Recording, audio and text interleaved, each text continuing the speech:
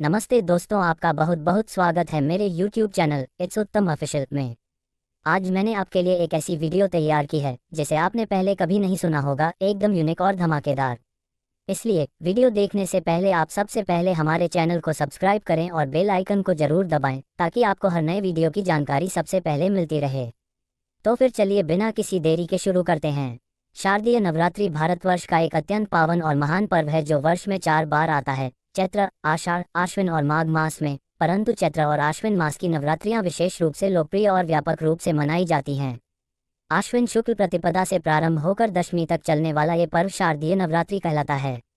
इस पर्व के 9 दिनों में भक्तजन माता दुर्गा के 9 स्वरूपों की आराधना करते हैं और कलश स्थापना, घट स्थापना, अखंड ज्योति प्रज्वलन, व्रत उपवास, हवन और कुमारी पूजन आदि का विधान करते हैं। शास्त्रों में वर्णित है कि नवरात्रि में की गई साधना, जप, अनुष्ठान और व्रत मनुष्य के जीवन के समस्त दुखों को हर लेते हैं और जीवन में सुख, शांति, वैभव तथा मोक्ष का मार्ग प्रशस्त करते हैं। इस पूजन की विधि का प्रारंभ स्नान कर स्वच्छ श्वेत या पीत वस्त्र धारण करके पूर्व अथवा उत्तराभिमुख होकर बैठने से होता है।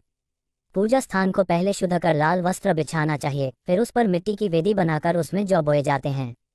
वेदी के मध्य कलश स्थापित किया जाता है। कलश तांबे, पीतल या मिट्टी का होना चाहिए। उसमें शुद्ध गंगाजल या नदी का जल भरकर उसमें आम्रलव और एक सुपारी डालें तथा उसके ऊपर लाल कपड़े से लिपटा हुआ नारियल रखें।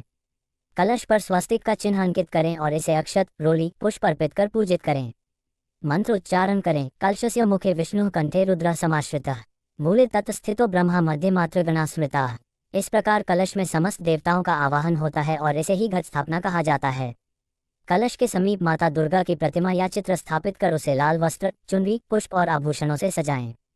तत्पश्चात दीप प्रज्वलित करें और धूप बत्ती अर्पित करें। अब संकल्प लें कि मैं अपना नाम आज शारदीय नवरात्रि के पावन पर्व पर माता भगवती की आराधना का संकल्प करता हूँ। इस पूजा के द्वारा मुझे और मेरे परिवार को सुख, शांति, स्वास्थ्य, समृद्धि तथा मोक्ष की प्राप्ति हो।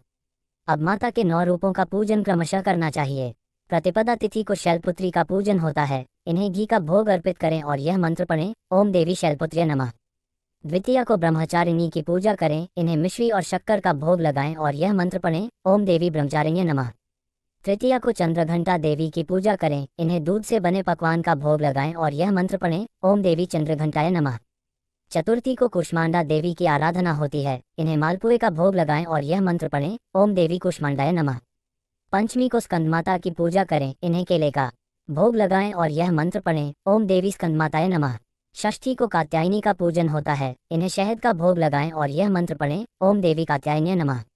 सप्तमी को कालरात्रि की पूजा करें। इन्हें गुड़ का नैवेद्य चढ़ाएं और यह मंत्र पढ़ें, ओम देवी कालरात्र्य नमः। अष्टमी को महागौरी की पूजा करें। इन्हें नारियल और मिठाई का भोग लगाएं और यह मंत्र पढ़ें, ओम देवी महागौर्य नमः। नवमी को सिद्धिदात्री की पूजा करें। इन्हें तिल से बने पकवान का भोग लगाएं और यह मंत्र पढ़ें, ओम देवी सिद्धिदात्र्य नमः। इस प्रकार 9 दिनों तक माता के 9 स्वरूपों की पूजा करनी चाहिए। प्रतिदिन सुबह और संध्या समय धूप, दीप, नैवेद्य और आरती करनी चाहिए। आरती के लिए जय अम्बे गौरी अथवा जय देवी दुर्गे जैसी आरतियों का पाठ किया जा सकता है। जो भक्त अखंड ज्योति प्रज्वलित करते हैं उन्हें सावधानीपूर्वक उसकी रक्षा करनी चाहिए। नवरात्रि के दौरान साधक को सात्विक आहार लेना चाहिए। मांस, मदिरा और तामसिक आहार से दूर रहना चाहिए। व्रतधारी को ब्रह्मचर्य का पालन करना चाहिए और जितना संभव हो सके जप, ध्यान और पाठ में समय देना चाहिए। दुर्गा सप्तशती, देवी भागवत या देवी महात्म्य का पाठ करना विशेष फलदायी माना गया है। सप्तमी, अष्टमी और नवमी तिथियों को विशेष महत्व दिया गया है। इन दिनों में हवन, कुमारी पूजन और कन्या भोज का विशेष विधान है।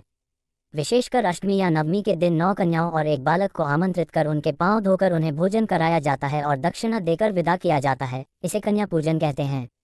कन्याओं में ही मां दुर्गा का स्वरूप मानकर उनकी पूजा करने से माता प्रसन्न होती हैं। हवन के लिए हवन कुंड में अग्नि प्रज्वलित कर हवन सामग्री, घी और मंत्रों से आहुति दी जाती है। हवन में ओम ह्रीं क्लीं चामुंडाय विच्चे मंत्र से आहुति देना अत्यंत लाभकारी है। नवमी के दिन पूजा संपन्न कर देवी का विसर्जन किया जाता है।